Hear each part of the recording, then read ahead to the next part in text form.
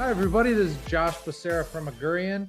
I'm here with Michael Diego, founder and CEO of Wise Assistant, a tool that helps creators more efficiently and effectively grow and monetize their personal brands. Thanks for being here, Michael.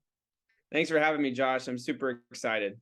Yeah, me too. So tell me about this passion for creators. Where did that come from? Yeah, so I've really been a creator my entire life. Whether it was when I was a child, I did a lot with visual art, painting, 2D design. In middle school, I actually designed video games, so I created video games. Okay. In high school, I was doing a lot of 2D design. I did college work in high school, and then in college, um, I studied journalism and film at the University of Georgia. So everything in my background is all creators. Got into software development and still feel like a creator in that space. So Very cool. creativity is really at my core. Yeah, well, that's really cool. So, I know what Wise Assistant's about. We talked a little bit about it. It's about kind of influencer marketing. So people throw around these terms like creator, influencer. Can you help us with some of those definitions? Yeah, of course, Josh. And honestly, we're seeing kind of this convergence of creator and influencers. We're really increasingly creator influencers. But to Yeah. like break apart the terms, a creator is somebody who makes stunning professional quality content, right? They're the photographers, the videographers, writers, and artists. Influencers are really those that have a community, right? And they get engagement from that community. So you're thinking more of like YouTubers, Yelp reviewers, bloggers, right? But those influencers, YouTuber is essentially a videographer. So you're kind of seeing them blend together. Uh-huh. And increasingly, we at Wise Assistant even go a little bit farther and self-define a community influencer, right? So it's a type of influencer that really has this trust and respect within their community, Hmm. and they drive community commerce more generally. Yeah. So those are some of the terms and how we think about them. Okay. Yeah, I like that distinction. I get it one now that you've said it.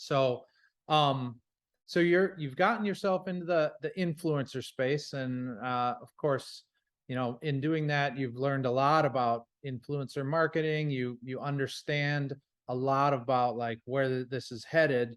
So can you talk a little bit about like some of the maybe common misconceptions that exists out there about this type of marketing, or like where you see brands kind of falling down or not doing what it takes um, to like take full advantage of this channel?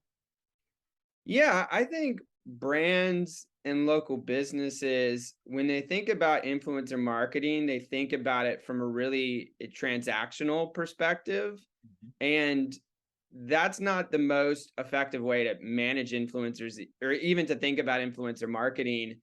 Quite honestly, if you're just thinking about influencers and your influencers in the term of transaction campaigns, you're leaving half of your ROI on the table, right? Okay. You really need to think of your influencers as almost like your biggest brand advocates, right? Ideally, you have a personal relationship with them, Yeah. right? They inform you on product decisions. They they are almost a part of your close-knit community. You can have them in chat rooms, the best you can foster a direct connection to that influencer community, Hmm. the best ROI you're going to see. Yeah, I feel like you know, when I've kind of thought about influencer marketing, it's like product placement. It's like, hey, I'm going to ship you. You're like into the outdoors and you got a huge following. I'm going to ship you my really cool looking backpack.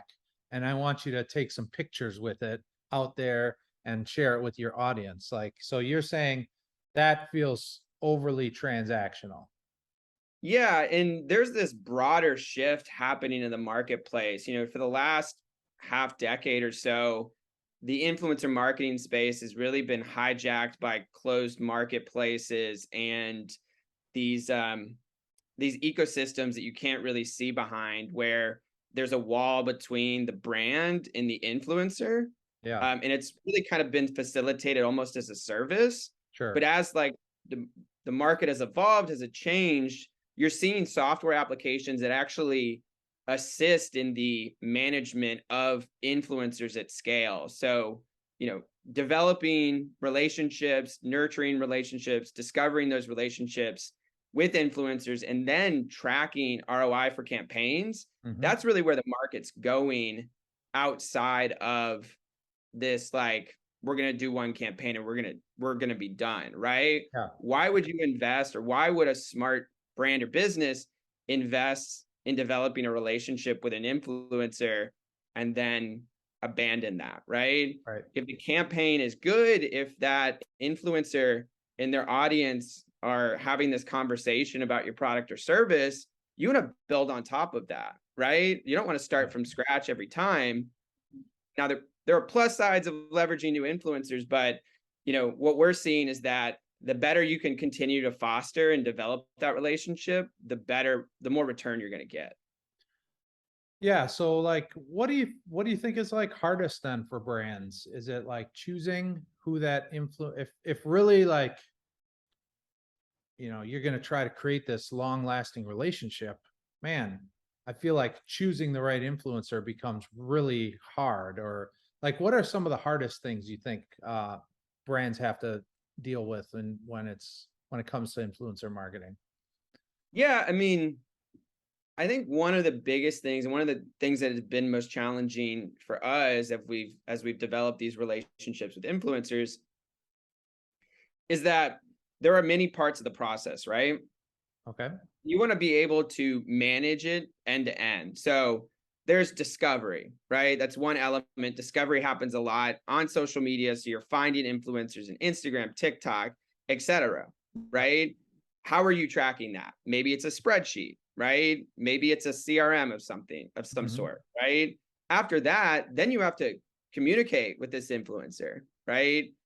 Maybe you're communicating with that influencer directly on Instagram because that's the best place to get their attention. Right. Maybe it's their email. Some other creators, some other influencers prefer email, TikTok. So you're kind of not only you're discovering on different platforms, you're communicating on different platforms, and then tracking ROI, whether it's with an affiliate link, broader, just like campaign ROI.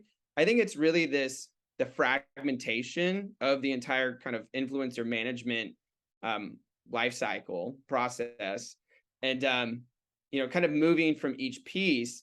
And that's why it makes a lot of sense to actually bring all those influencers, essentially your brand advocates, Mhm. into a community where you can interact, communicate with them directly, and almost get their feedback in a larger space, almost like a town hall of Sure. sorts. Okay. Yeah, that makes perfect sense. So, you've mentioned kind of ROI. So, what are you seeing as like some of the key metrics? Like, what are some of the things that brands really should be paying attention to when they're having these conversations with the influencers? What are some of those KPIs that you would say are essential? Yeah, I mean, I guess it's going to vary on depending on the brand and its business model. Yep. Um, the brands that we're talking to, most of the time um, they're looking for sales, right? They're looking for increased revenue. They're looking for additional purchases. So I'm curious if you're more interested in like what metrics we're looking at that defines a good relationship with an influencer, or what a brand are typically looking for in these relationships. I'm thinking it's the former. Like, so what are some of the KPIs, or what are you looking at to know that like the relationship you have is strong with that influencer, that you need to continue to invest in that relationship? Yeah, I mean, engagement's everything, right? Yeah. I think for a long time there was this like frenzy of let's work with the biggest influencers in the market, and that's gonna be what's best for our business. But as the market's matured, or as it's grown, kind of engagement has become the most important thing, right? Yeah. And that could be that influencer's engagement with their community, or the brand's engagement with the influencer, Hmm. right? So if you're let's say you're an e-commerce brand, you're selling watches or something, right? Yeah. Being able to identify an influencer that talks about that kind of accessory and having good engagement with them, and then fostering that engagement, right? Because as you continue to develop the relationship with that influencer is developing a relationship with the community that they've curated, and with them continuing to put your product or your service out into their community is only going to continue to develop and lead to sales for your business. Cool. So do you have any, I mean, we've talked about some of this stuff, but do you besides like brands getting into relationships, are there any other kind of high level best practices? Like there's probably people who'll be listening who have never done any influencer marketing before. So like do you have any other kind of high level best practices to just like say, make sure that you're thinking about these things before you get started? Yeah, we can dig into the details on exactly how you can deploy an influencer campaign. Is that kind of what you think would be most interesting here, or? Yeah, maybe we could dig into that. I mean, I think it could segue into like Wise Assistant. We've been talking around it a little bit. I know that you have a platform that brings a lot of the pieces together. So, yeah, why don't you just talk about that? Yeah, so let's talk very briefly about maybe how Wise Assistant has started to develop these relationships with influencers. Sure. So we will, you know, depending on the type of influencer we're looking for, we'll use hashtags to kind of segment a portion of influencer, whether in Instagram or TikTok. And then we use tools to be able to extract information about these influencers and send direct messages or send emails to them to start to bring them into our community. Okay. Once they're in our community, we have a space where they can kind of communicate directly with us.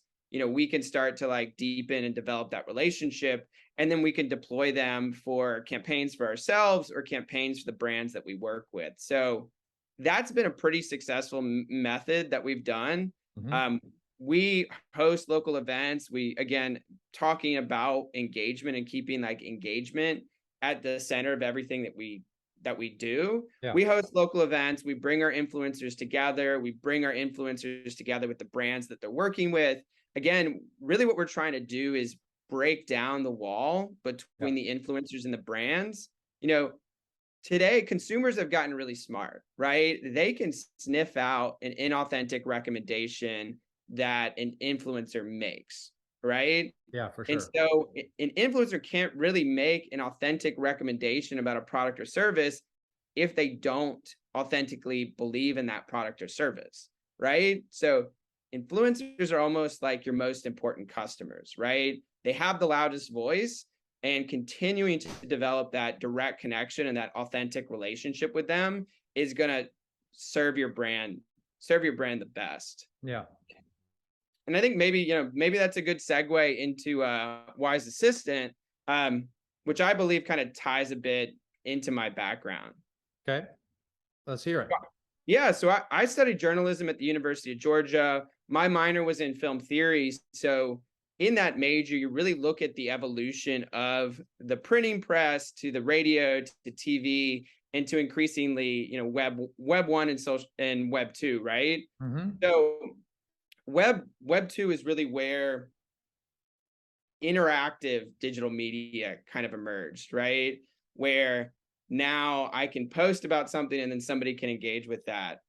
Now, it was my belief system that whatever kind of came next would be a digital platform that extends beyond Hollywood or traditional media and impacts society and culture more broadly. So that's kind of why I got into software development. I Okay. spent a few years working in cloud computing at Hewlett Packard Enterprise, and during that time, I had the opportunity to travel the world and was an influencer myself. Right Awesome. at that time, I learned basically some of the challenges that can go along with influencing, right? But I also learned how I guess, important influencers were in inspiring people to try new products or try new services or experiences. And, Wise Assistant kind of emerged around that. So when you described the company earlier, you talked, more about the product, Yeah, right? Where we empower influencers to really grow their brand and start their business so that they can do it as more than just a side gig, right? But sure. we like to think of ourselves as a word of mouth marketing platform, right? We leverage the power of influencers as our means of helping brands and helping the influencer kind of amplify their voice. But that's really what we're doing with influencer marketing, right? The most authentic kind of marketing is marketing generated through direct, authentic recommendations. Yep. And that's why we believe in helping influencers, empowering them to not only fund their work, fund their ability to experience new things, try new products and services through these partnerships that they're developing, but to help them monetize so that they can sustain it as a business, generate passive income through selling digital products and services. Yeah. I mean, I love that you're talking about it as like word of mouth, because like in the end, that I still believe is like the very best marketing, right? And so if you can translate that to influencer and really like help brands understand that all we're doing is kind of like amping up the word of mouth by leveraging people who have large communities that take that recommendation, that authentic recommendation. I mean, I think it's super smart to be thinking about it like that. Yeah, I mean, at the end of the day, like the things that you end up buying or trying as a consumer typically come from people in your network that you like, know, and trust, Yeah. right? And so, with influencer marketing, you're really just giving a megaphone to these community leaders, and you're being more intentional about how they're talking about products and services and where they're talking about it. So you're kind of like staging word of mouth marketing, and that's really at the core of what influencer marketing is, right? Yeah. And it's really the shift between like conventional marketing, where conventional marketing is like broadcast media, right? Where a company is talking directly to an audience, and this shift towards more narrowcast media, Mm. where members of the community are talking to each other, Yeah. right?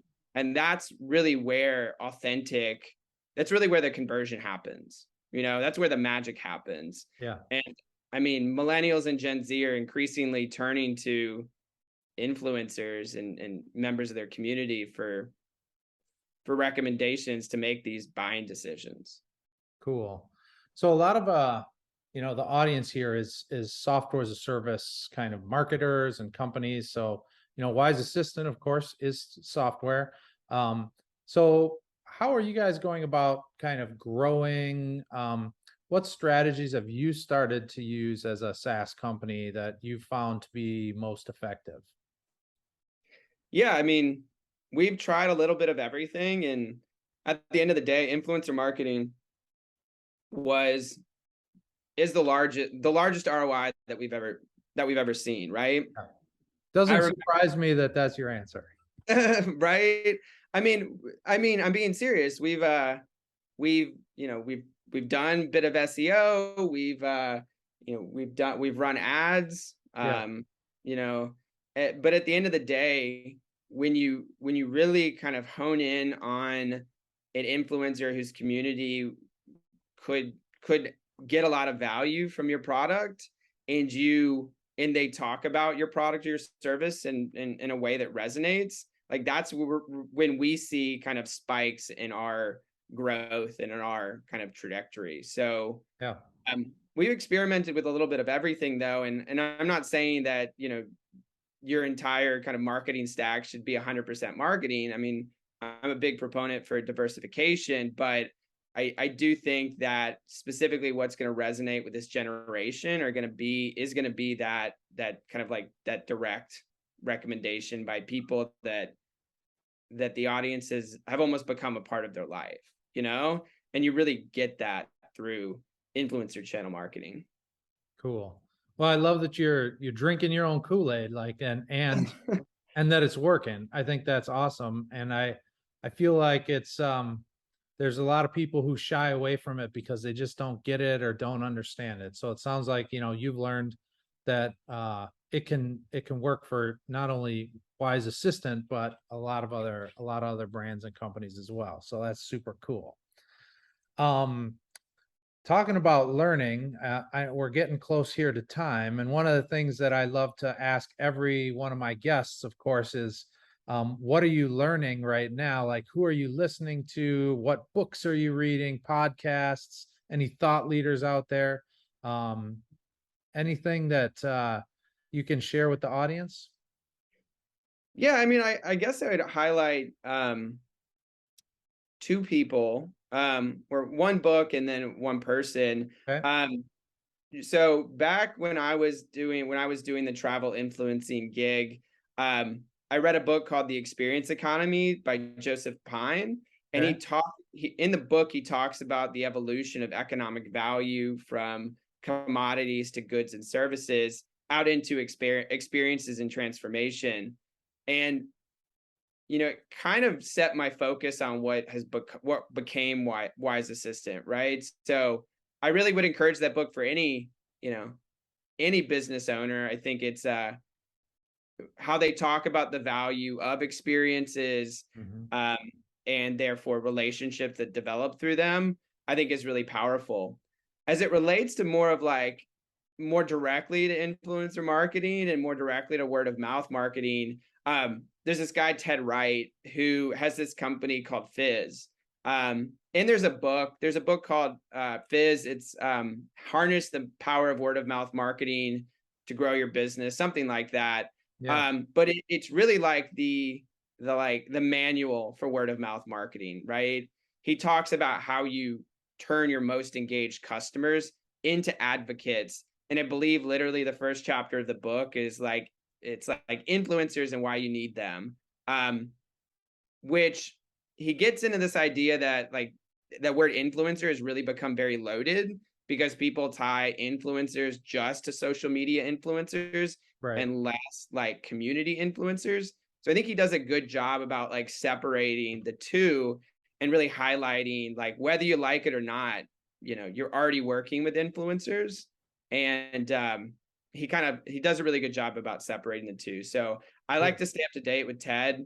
And Fizz is actually in Atlanta, and they do a lot of work with local restaurants that I think is really fascinating. So Awesome.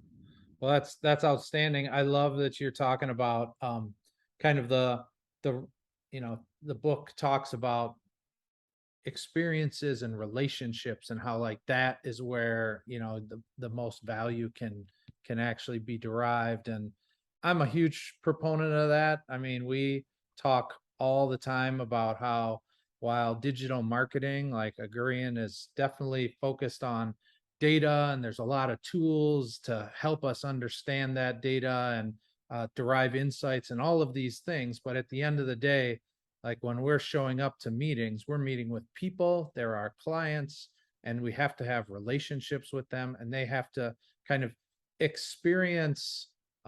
an experience when working with a Gurian that makes them feel good and confident in the work that we're doing together. So I'm a huge fanboy of talking about relational aspects of our economy, because I think there's a lot to it. I think sometimes we skew so heavily towards tech and tools and data, and we kind of forget about the art of, like, being human.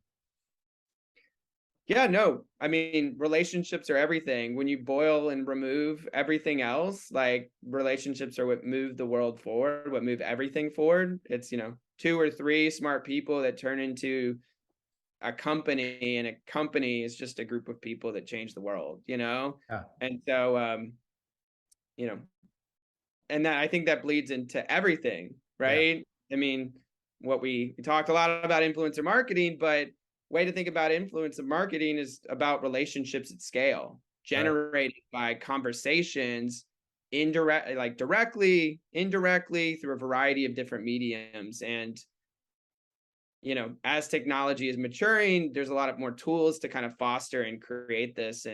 But yeah, relationships, experiences, they drive the world forward.